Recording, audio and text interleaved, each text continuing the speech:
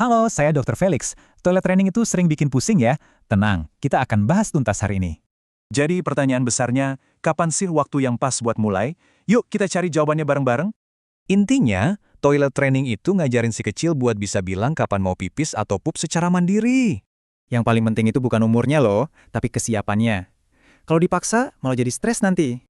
Oke, terus gimana cara tahu kalau dia udah siap? Ada tanda-tanda fisik dan emosional yang perlu kita perhatikan. Secara fisik, coba deh cek popoknya kering lebih lama atau jadwal pupnya udah mulai teratur.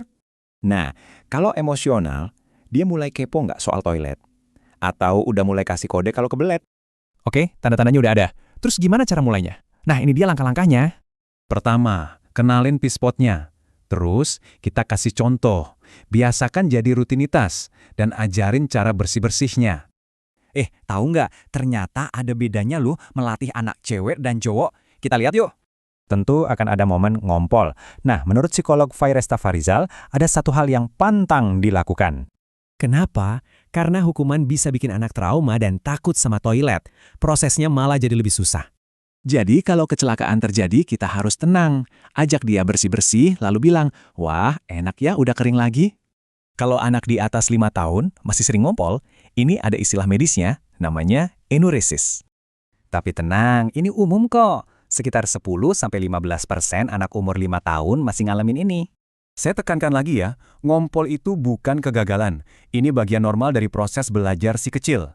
Ini momen penting buat anak belajar mandiri. Dukungan kita bisa membangun rasa percaya dirinya, bukan rasa malu. Kuncinya buat suasana jadi positif. Puji usahanya, bukan cuma hasilnya. Kasih stiker juga boleh loh. Dan tolong diingat, tiap anak itu beda-beda. Jangan pernah bandingkan perkembangannya dengan anak lain ya. Jadi kalau ditanya apa kunci utamanya, jawabannya simpel, sabar dan konsisten. Cuma itu. Nah, sekarang giliran Anda. Gimana caranya mengubah proses ini jadi petualangan yang seru buat si kecil?